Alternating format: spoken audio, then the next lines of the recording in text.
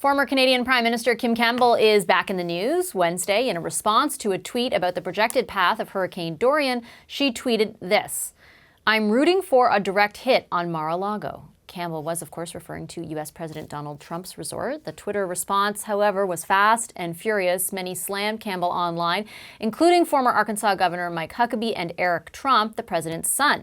Initially, Campbell doubled down, but this morning she apologized, writing, "I have deleted my tweet about the hurricane and Mar-a-Lago and sincerely apologized to all it offended. It was intended as sarcasm, not a serious wish of harm. Throwaway lines get a life of their own on Twitter.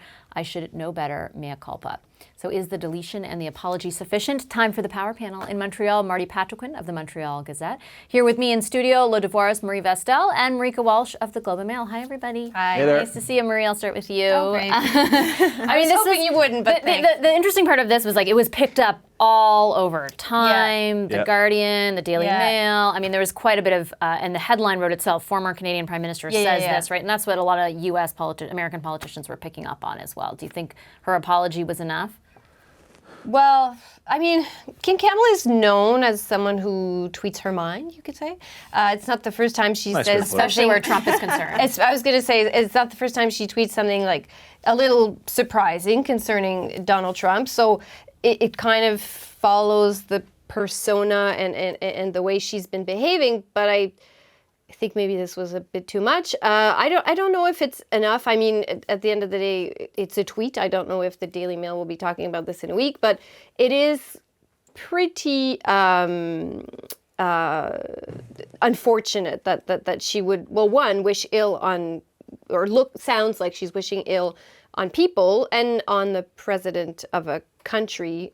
I mean, hurricanes do destruction. It's an odd, I think, joke to say, and I think it's a good thing that she retracted it. Yeah, the timing of it is something to note as well, Marika, because this is, I mean, if you turn on an American station right now, they're covering this hurricane wall to wall because it is expected to make land in Florida over the next few days, and then hit other parts. There's a lot of worry about the possible destruction it can cause, right? Like I take her point that it was sarcastic, but at the same time, this is a very serious issue. Well, and exactly as you and Marie are pointing out, they are actually life and death situations, as we've seen time and time again, not just in the U.S., but in other places. And I think especially for the people in the U.S., I think it actually got more coverage internationally at the beginning than in Canada. Right. I think in some ways because she has less of a profile in Canada than other former prime ministers. But for the international press, of course, she's still a former prime minister, and that comes with a certain gravitas and expectation around it. And she is also still, arm's length, I guess, from the government because she still is on a panel appointed by the prime minister. So she is given that credibility by the current government. And so I think that is what caught people by surprise about this tweet. Yeah, the panel, Marty, that Marika is referring to is the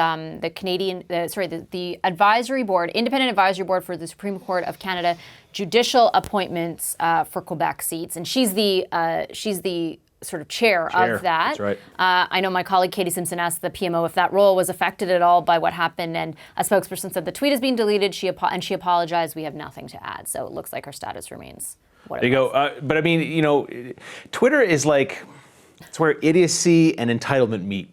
They meet there because you know that example. You're driving in traffic, and sometimes you're driving in traffic. You get so mad at the guy next to you, and you say stuff to that person that you would never dream of saying to their face if you weren't sitting in 3 tons of metal. Twitter is very much like that. Like, here's a woman who, as you mentioned, has a distinguished career post. Well, she was prime minister for 5 minutes, but I mean, post being prime ministerial, she was living in LA, she was working for the Canadian government, et cetera, et cetera. She's on this very august panel that has a hand in choosing judicial appointments with the Supreme Court of Canada, and she's going out and making comments like this. Like, it's like people don't have a filter between their head and their thumbs, and it's not. She certainly isn't alone in this. Yeah. She's certainly not alone in this. But at a certain point, when you have that certain gravitas, when you have that certain support and background, you have to have that. You don't have a choice. You know what I mean? And it's just. Although the president of the United States has kind of changed the game in that respect. Yeah, but there's also like she can be sarcastic and want to have this persona on Twitter. I think you also have to pick your moments and your topics, right? I mean, she can make But fun of the president, but not wish ill. Yeah, exactly. You don't pick it. You don't pick like one of the biggest storms in the history of Florida that's about to make windfall. There is very, very high chance that there's going to be dead people after this comes by. There are 126 rooms in Mar-a-Lago. Would she go up to one of these people and saying, you know, I'm really hoping that this hits you in the face? Like, it's awful. Like, it comes off really, really badly. Yeah, and she actually has taken to Twitter before a few times and gotten in some heat. I have a clip to play because it's funny that this came up today because literally one of my questions to her when we did like a power lunch segment with her was, you really tweet pretty specifically about Donald Trump. Like, do you ever exercise any caution or do you ever hesitate? Let's play the clip of what she had to say. I'm a passionate advocate for democracy and the rule of law. And I feel many of the things that I value most highly are under threat. And that worries me. I'm a former Soviet specialist. So a leader of the world's greatest democracy who plays footsie with Vladimir Putin and can't bring himself to criticize him, can't bring himself to acknowledge, even though the FBI and others have made it clear that the Russians interfered in the American election. That worries me. You know, that's not peaceful coexistence. That's absurd. That is absurd. Because, why is that absurd? Because she's coming out and saying all this very nice stuff that, you know, I happen to agree with a lot of what she just said. Maybe the forum for that isn't a place where you're limited to, how many words is it? 240 characters? 240 characters, and where, you know, it is known for sarcasm and tweeting out jokes and saying jokes. Maybe do that work elsewhere. Maybe having the last word on this stuff when shouldn't necessarily be your game if you're that concerned about democracy in the United States. But there's also a difference between discussing democracy and discussing the relationship between Donald Trump and Russia, discussing the rule of law in another country, and discussing, you know, people dying, as we've been saying. I think she can do one without doing the other. Right. Yeah, and Vash, you mentioned earlier, you know, Trump also, there's lots of questions around what he tweets, but if she is suggesting in that clip that she's taking the higher road, right, and that she is trying to show what the standard is, and I think that she's acknowledged by tweeting her apology that was not the standard. Yeah, and but the other thing too is that she doubled down on it and then apologized. Yeah. I think someone talked to her. It sounds like it.